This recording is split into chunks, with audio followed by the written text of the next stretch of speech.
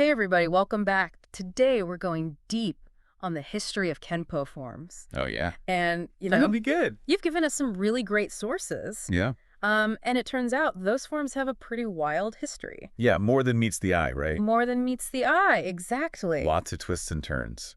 We're talking about influences all the way from Japan over to China to even, tournaments and even like financial trouble. Yeah, it's all tied together. It's crazy, right? It's fascinating to me how all of this goes back to Ed Parker, Right. the father of American karate. Yeah.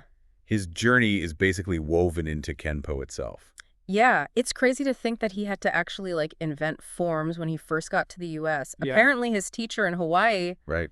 Kwai Sun Chow, didn't teach them. Yeah. Which is a pretty big departure from how a lot of martial arts work. Right. So what was Parker even working with back then? Well, a lot of it was coming from Japanese karate, Okay. particularly through Henry Okazaki. You can kind of think of it like the single form that he was working with. It was kind of like a prototype. Okay. It was kind of like short form 1 and 2 all mixed together. Oh, so it was all like mashed together. Yeah. Wow. It's interesting to see how things have evolved. Yeah. What was like the big turning point then? Well, Parker's experience when he really got into Chinese martial arts, Okay. that really was a game changer. Okay. He trained with Lao Burn and Jimmy W. Wu, but I think the biggest influence was probably from Grandmaster Ark Wong, Mm-hmm. the father of Kung Fu in America. Right. Wong was different. Okay. He was one of the only guys who was openly teaching Chinese martial arts, Wow.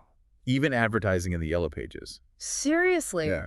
That's so different than somebody like Bruce Lee who, Right. had all that pushback for teaching Wing Chun to non-Chinese students. Absolutely. Yeah. It sounds like studying with Wong wasn't just like learning new techniques for Parker. It was like a whole philosophical shift. Absolutely. Yeah. Yeah. You can even see that in the evolution of the forms. Okay. Long 2 pops up as its own form. Yeah. And it incorporates, those circular movements and the transitions that you see in a lot of Chinese styles. Right. And then you've got short 3, which was kind of like the embodiment of all those Chinese-influenced ideas at that time. This is where it gets kind of complicated, though. Yeah. Parker tries to start his own system, Right. American Kenpo, Yeah. something totally new. Right. But then he has money problems, and he Yeah. has to abandon that. I wonder if he felt conflicted, Oh, yeah. wanting to do something new, but also just needing to survive. Absolutely. I think that's something that a lot of us can relate to. Yeah. Even grandmasters have to deal with real life. Right. And from that struggle, Yeah. the motion concept is born, Okay. which, becomes this huge part of modern Kenpo. Mm-hmm. And it's not just about being efficient. It's about this idea that any movement can be an attack or a defense, Right. which makes it super adaptable. Yeah, that's a pretty revolutionary idea. Yeah, it was a game changer. And this is when we start to see that shift into the long and short form versions that we have today, right? Yeah, that first single form Right. splits into short form 1 and 2, Mm-hmm. and long form 1. Okay. Long 2 kind of bridges the gap. Right. And then short 3 represents that peak of that Chinese influence American Kenpo Right. before he goes into motion. So we've got this evolution from Japanese influence to Chinese influence, and then this whole motion concept pops up. Right. But then Parker starts using the word karate again for marketing, even though his style isn't really Japanese anymore. Yeah. It's like pragmatism wins sometimes. Well, he knew that most Americans Right. knew words like karate and judo. Right. He had to reach people. Yeah. He was a smart businessman, Yeah. not just a martial artist. Totally. But, the evolution of Kenpo forms doesn't stop there. The rise of tournaments, especially the International Karate Championships, really adds a whole other layer to this. Yeah. It's fascinating how tournaments have influenced Taekwondo forms, too. I know, right? It's Mhm. like competition has a way of shaping martial arts in ways that you wouldn't expect. Absolutely, yeah. It's so interesting how tournaments influence Taekwondo forms, too. It's like competition really shapes martial arts in ways you wouldn't expect. It really does. Yeah. The IKC, those International Karate Championships, Right. they became like this driving force for Parker. Yeah. They pushed him to create forms just for tournaments. Oh, wow. He actually even abandoned this long 3 form he was working on Really? because it wasn't tournament oriented. So even like an established form could get scrapped for something that was more, competition friendly. Yeah. It really shows you how these outside forces can change something as traditional as martial arts forms. Absolutely. Speaking of which, let's talk about weapons forms. Okay. They have a totally different story. Yeah, Kenpo weapons forms are a great example of evolution and practicality. Okay. The first weapon that Parker actually taught was the staff. Okay. Makes sense. Staff yeah. is super important in Chinese martial arts. Right. And his top student, Chuck Sullivan, Okay. was actually teaching and performing a staff set way back in the 50s. A staff set from the 50s. That's like a hidden gem of Kenpo history. I know, right? What happened to it? Well, you just couldn't win with it in tournaments. Oh. So as competitions became more popular, Right. the focus shifted to forms that could be used in competition. There's those tournaments again. So did Yeah. Parker create a staff form then that was tournament ready to replace it? He had this vision for a club set Okay. that would focus on these heavier weapons, Oh, like police batons and PR-24 side-handle batons even. oh, wow. He really wanted to emphasize real-world self-defense Right. with these weapons. Yeah, that's definitely a far cry from those lightweight sticks you see in a lot of tournament forms. Yeah. But it makes sense for Kenpo, Totally. being so practical. Exactly. So what happened to the club set? Well, students really wanted to learn forms they could use in competition, Okay. so they kept bugging Parker to finish a form.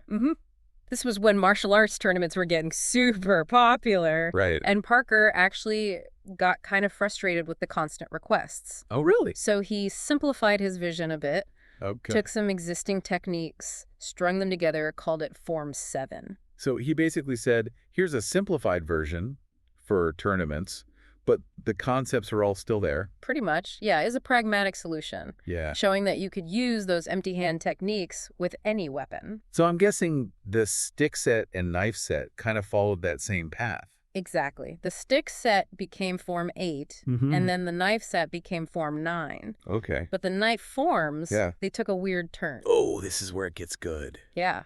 As Parker was working with some of his students. Including a certain law enforcement expert. Wait, a law enforcement expert? Yeah. I think I know who you're talking about, but Yeah. go on. What happened? Well, you might be able to fill in some of the blanks there yourself. Okay. But the point is, Parker thought some of this stuff was just too dangerous Oh, wow. to share publicly. Okay. He actually gave the manuscript for his book, Speak with a Knife, to his son, Okay. Edmund Parker II, Okay. and told him not to publish it. That's wild. Yeah, So the form's out there, Right. but the deeper applications are still hidden. pretty much. I bet there are tons of Kenpo people out there who would love to get their hands on that stuff. Oh, I'm sure there are. But it shows you how responsible Parker was. Yeah. He knew it could be dangerous, and he wanted to keep people safe. Absolutely. It's a powerful statement about, the ethics of martial arts, Yeah. but it also leaves us hanging. It does. What was in that manuscript? Right. What other secrets are hidden in these forms? Good questions. Those are questions we're going to explore in the next part of our deep dive. Okay. So stick around. We'll wrap up this whole journey through Kenpo forms after a quick break. Man, it's crazy to think there's still so much we don't know about these forms. I know, right? Parker choosing to keep that knife stuff secret adds a whole other layer to this. It really does. It shows that martial arts don't always evolve in a straight line. Right. There's these hidden parts, Yeah. these paths not taken that still shape the art. It makes you wonder, what else is hidden in the forms that we do? Yeah. What about how the actual techniques in the forms changed? We've talked about the forms themselves changing. Right. But did the movements evolve too? That's a great question, and it's something that we should definitely look into more. Yeah. We've talked a lot about things like Chinese martial arts and tournaments, Mm-hmm. but there's also how the art itself evolved internally. Right. Parker was always refining his techniques Right. based on his own experiences and what his students were telling him. It makes sense. He wasn't just copying techniques. He was always trying new things. Exactly. He was experimenting, Right. innovating. I guess that's what makes Kenpo so cool.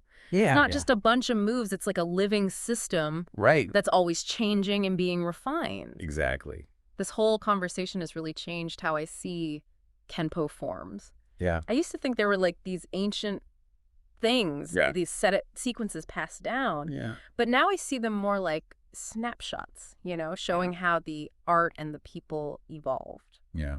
What about you? What makes me think about forms, not just as exercises, Right. but as like living pieces of history. Yeah. Each form tells a story, Right. Not just about the techniques, Right. but about the culture, the personal journeys, the Yes. history that shaped them. That's a really cool way to think about it. Yeah. Makes me appreciate them even more. Mm-hmm. It's like we're carrying on this tradition, but also adding to it every time we practice. Exactly. And think about how this applies to other martial arts. Yeah. Like the rise of MMA, Right. the globalization of martial arts, even social media. Right. They've all changed things. It's amazing to think how all these different forces have shaped the martial arts we have today, and Yeah. it shows that there's always more to learn, Always. more to explore, Definitely. more to find out there. Absolutely. So what does this all mean for you?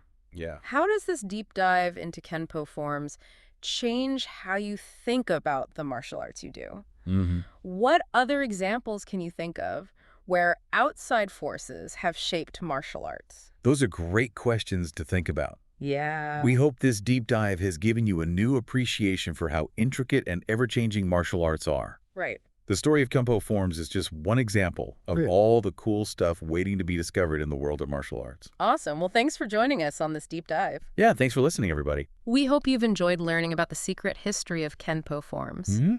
Until next time, keep exploring, keep questioning, and keep diving deep.